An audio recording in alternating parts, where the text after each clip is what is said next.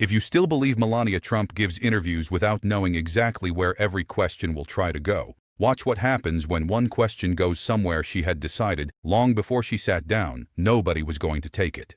Watch. The host's name never trended.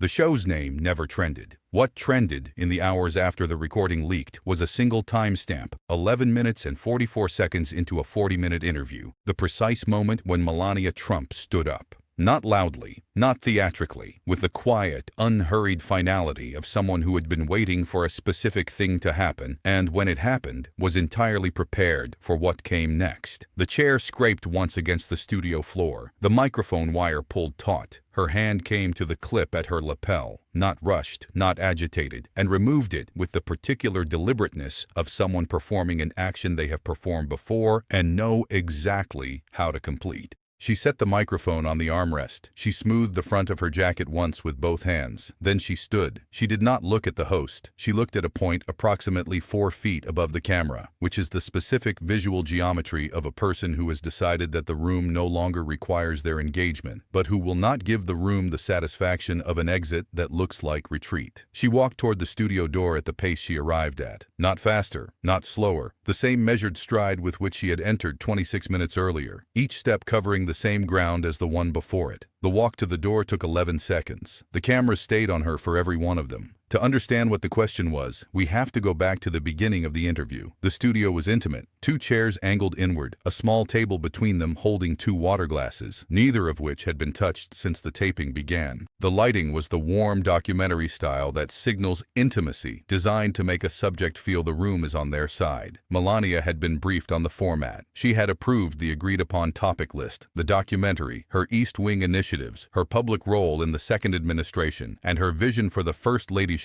as an institution. She had sat down, crossed her ankles, placed her hands in her lap, and looked at the host with the expression she brings to approved territory. Not warm, but present. The specific quality of presence that a woman gives to a conversation she has decided to allow. Her voice, in the first 11 minutes, had the particular quality of precision that her longtime observers recognize as preparation fully arriving. She spoke about the documentary, about the years of filming, about the intimacy it required, and about the difference between a life that is documented and a life that is understood. She spoke about Barron's campaign role, the way he had identified the right podcast guests, and the instinct he had demonstrated that she described as something no one had taught him. She said, "I always knew when the time came for him to step into something, he would know exactly how to move through it." She said it without elaboration, without pride performed for the camera, with the flat certainty of a woman describing a thing she has watched develop across 19 years of close and private observation. She spoke about the assassination attempt, Pennsylvania, July, the call she had received, the conversation with Barron that she described, in a voice that had dropped a half register below its documentary cadence, was very difficult. She said Barron had been outside. She said he had come inside fast. She said, "What do you say to your child about that?" She paused. She answered her own question. She said, "You say what is true. You say what you know.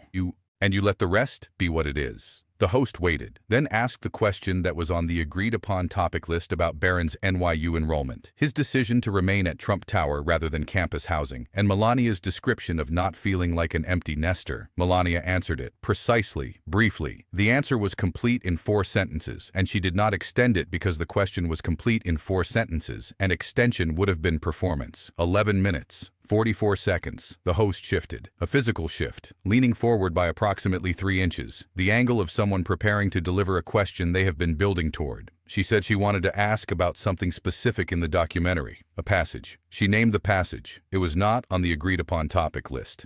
It was the passage about choices made under pressure, about the things Melania had described absorbing in silence, about the cost of a particular kind of loyalty that the documentary's narration had left deliberately ambiguous in its attribution. The host named the passage, and then she asked, "Who were you protecting when you chose silence?" The studio went quiet, not the between answers quiet of a well-conducted interview, the specific quiet of a room that has just registered that something has moved outside its agreed boundaries and is waiting to learn what happens when it does. Melania did not respond immediately. The pause lasted 3 seconds, longer than her standard 2-second interval, which meant the answer was not being retrieved from preparation, but was being constructed from something deeper and slower. Her hands, which had been still in her lap since she sat down, moved once, fingers pressing together briefly, then releasing. Her jaw did not tighten.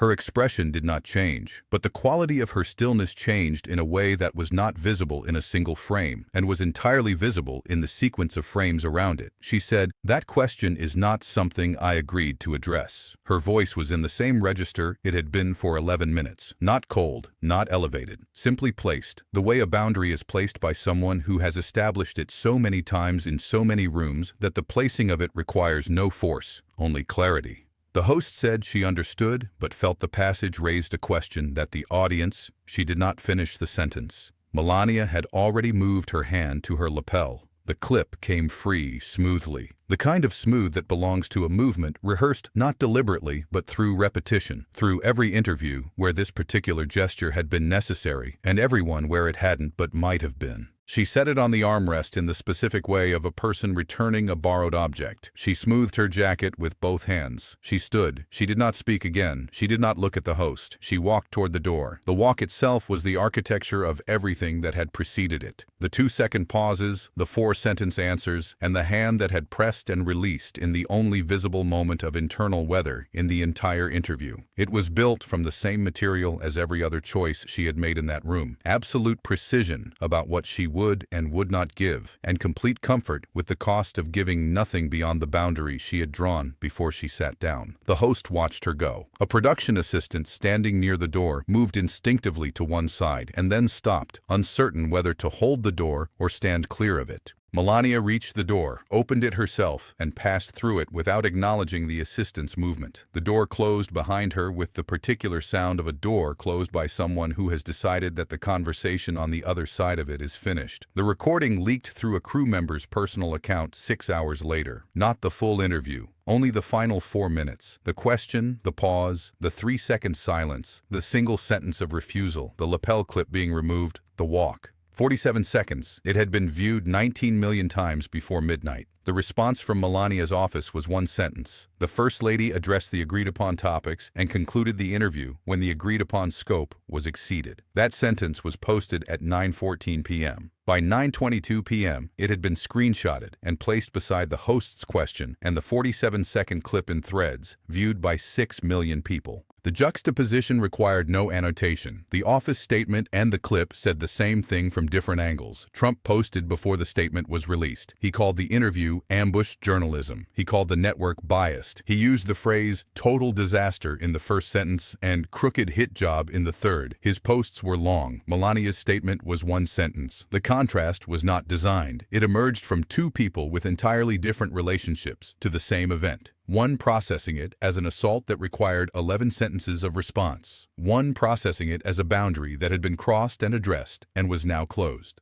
Sources close to Melania told reporters that she had been specifically, privately clear with her communications team before the interview. Barron was not a topic, not adjacent topics, not passages that gestured toward him without naming him. Not framing that used him as subtext for something the host wanted to say about the marriage, or the documentary's ambiguous passages, or the architecture of a family operating under conditions that no family had operated under before. The boundary was not negotiable. It had never been negotiable. It had been stated clearly in advance. The host had stated she understood.